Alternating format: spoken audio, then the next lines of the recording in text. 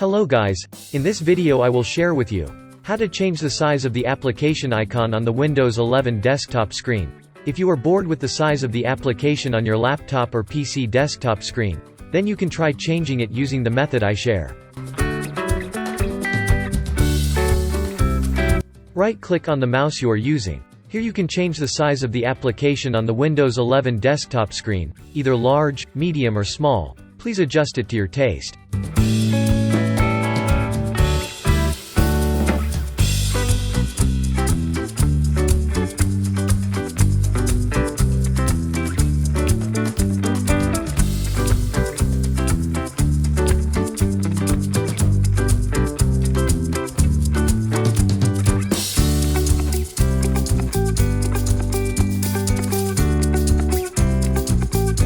Okay guys, that's how to change the size of application icons on the Windows 11 desktop screen.